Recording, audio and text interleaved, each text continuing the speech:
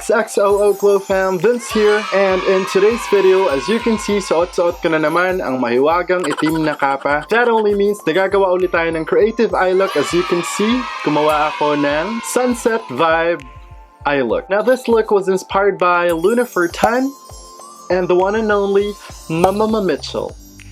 Before anything else, don't forget to subscribe to my channel, xxooVince. You can follow me on my social media accounts. Everything will be up here and linked down below. And don't forget to hit the bell notification icon so that you will be updated every time I upload a brand new video. All the products that will be used in this video will be linked down below. And if you're buying any of the products that I used in this video, don't forget to tag me on Instagram at xxooVince. So without further ado, let's glow.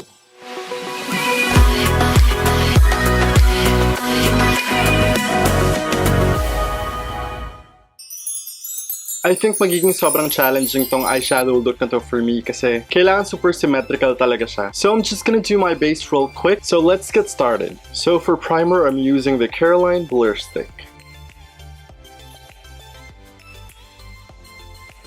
Kailangan natin ng super coverage talaga. For foundation today, gagamitin ko yung Dermacol Film Studio Makeup Cover in the shade 218 mixed with 223. As you can see, sobrang light para sa akin nung foundation. Mas gusto ko to, lalo na pag gumagawa ko ng mga creative looks. Para nagpa-pop out talaga yung color ng eyes. Now, hindi na ako magko-concealer kasi lalagyan ko rin naman ng art yung ilalim ng mata ko. Now, using the clean side of my beauty sponge, babawasan lang natin ng konti yung coverage. Para ma-blend natin siya ng maayos.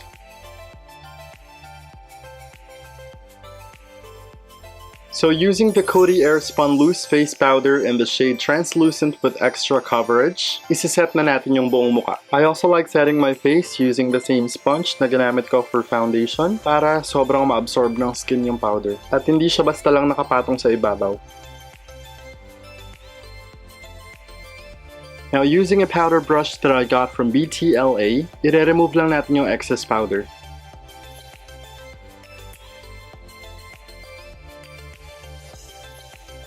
For brows, I'm using the Brows on Fleek in the shade Dark Brown.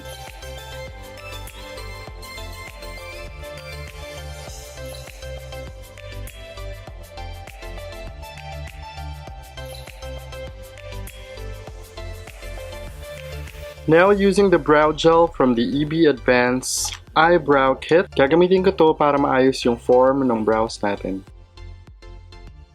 Now, using a spoolie brush, iba-brush lang natin yung eyebrows natin sa gusto nating shape. Now that we are done with the base, it's time to start yung eyeshadow natin. I just want to say that for today, we are using the It's Your Glam eyeshadow palette. So if you open this palette, you will see a huge ass mirror dito. Tapos, maraming colorful shades na pwede niyong paglaruan. So this palette is just perfect sa eye look na gagawin natin today. So I'm gonna zoom you in a bit. So I'm just gonna prime the lids using the Maybelline Fit Me Concealer in the shade Sand.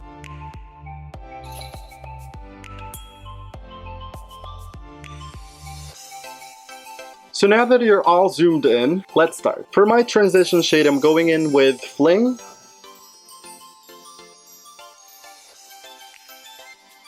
Putting it malapit sa brow bone hanggang sa inner corner ng brows.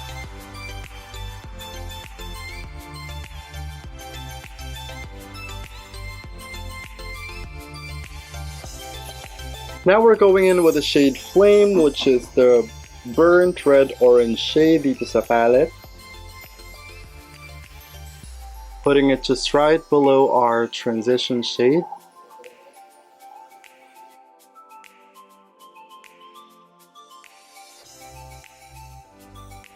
Let's start slow and i-build up lang natin yung pigment.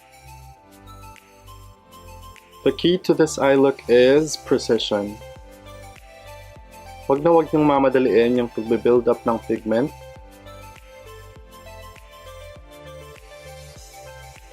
Now with whatever's left sa brush ko, isi-scratch ko lang yung line between Fling and Flame. Next up, we're going in with a bright red shade dito sa palette na to, which is called Party. So, ilalagay lang natin to just right below flame. First, let's stamp the product in, and then slowly build up the pigment, and slightly blend in natin together with flame.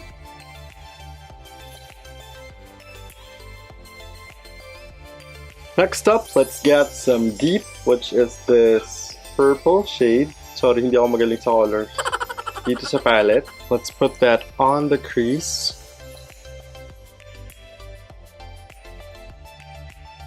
Then using a clean brush, let's blend party and deep together. Lightly scratching the brush dun sa lids natin. Then let's add more deep to intensify the color. Next one, we're getting the deep blue shade dito sa palette na to, which is Mood. We're gonna stamp that on the outer side to deepen everything up. So, blend lang natin.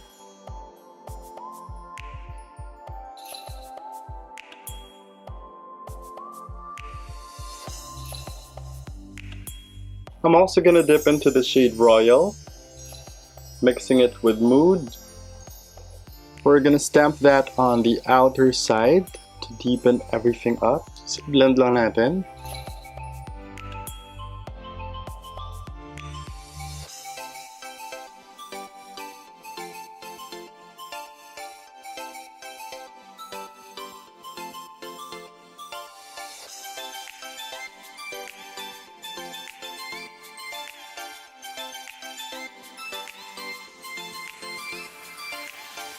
Now that everything is blended out, it's time to cut the crease.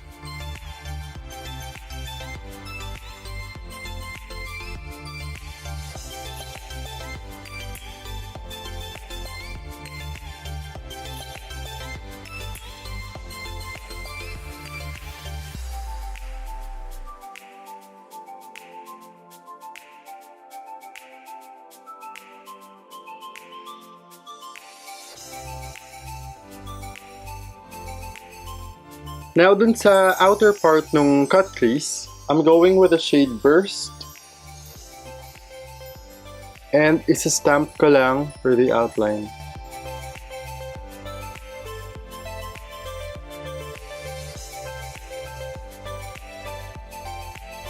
Now using another brush, we're going in with the shade Care, which is the bright yellow shade from this palette. Then susundan lang natin yung ginawa nating outline.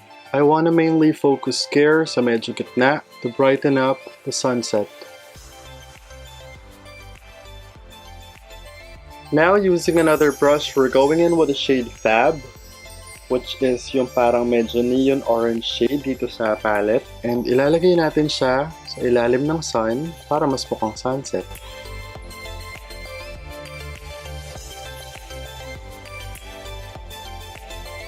Now with the other side of the brush, yung medyo part na wala masyadong product, isi-scratch ko lang yung Fab and yung Care to blend it. You can slightly put a little bit of Care to mix in with Fab.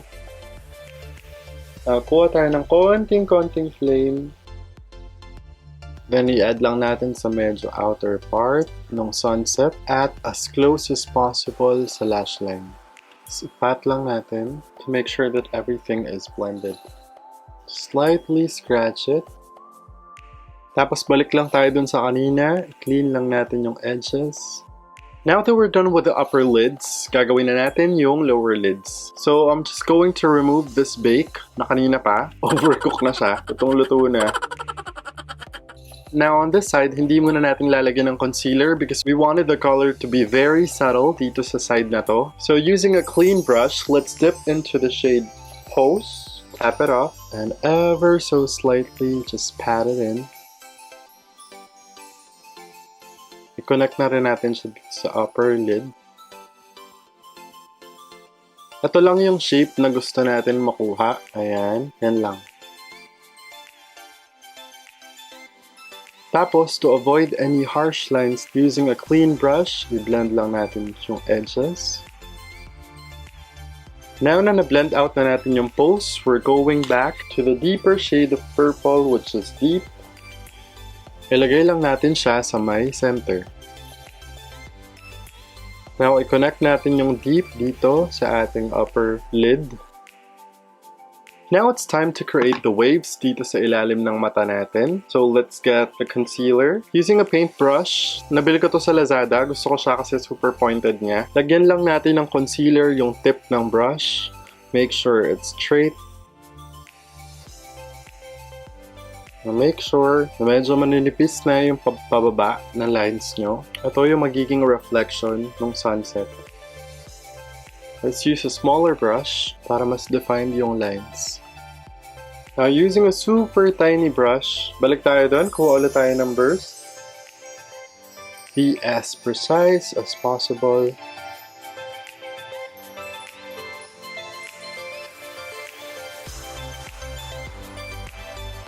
Kuha tayo ng brighter yellow shade, yung hair.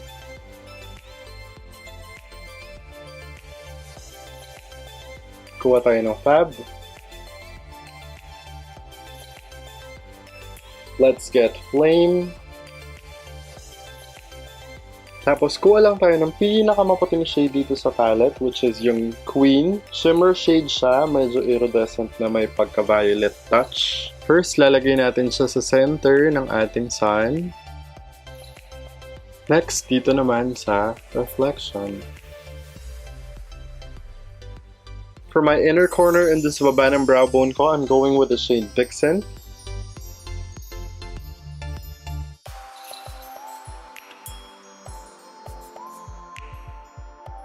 And that's one eye all complete. Gagawin ko lang yung other eye off camera and we'll be right back. Now, both eyes are all done. I also popped some mascara, lashes, and naglagay na rin ako ng black liner dun sa waterline ko. Now it's time to finish the rest of the face. So for my contour, I'm using the Vice Cosmetics Aura Contour in the shade Porshur. With my contour brush, kukuha lang tayo ng konti. Tap off the excess.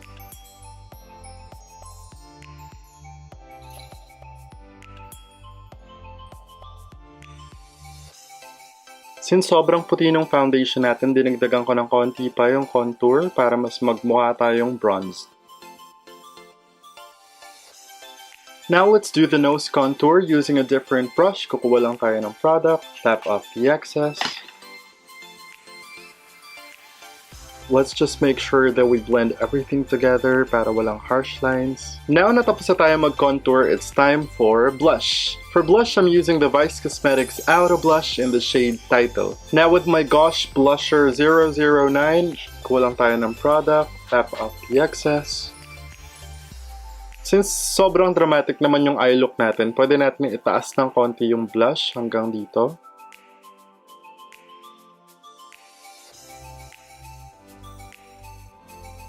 And finally, for highlight, I'm using the EB Advanced Glow Out Highlighter in the shade Strobe. So using a fan brush, kuha lang tayo ng product, tap off the excess, then let's glow.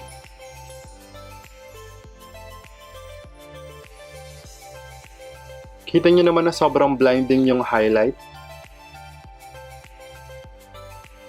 Ever since talaga ito na yung ginagamit kong highlighter.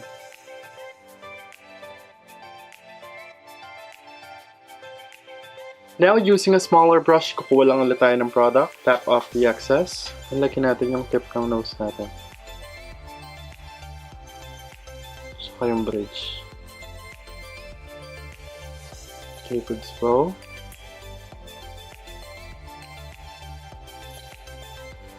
And yung chin. Bumalik ako dun sa Aura Contour na Porshur kasi nakalimutan ko lagyan yung ilalim ng aking jawline. Gagawin natin to para mas mukhang chiseled yung jawline natin. I-drag lang natin pababa. For the lips, I'm using the EB Matte Liquid Lipstick in the shade Toast of New York.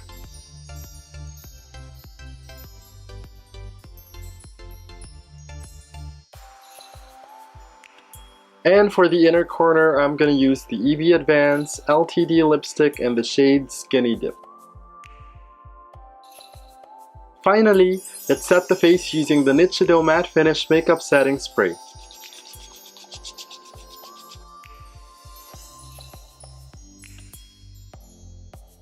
And that's the look all done.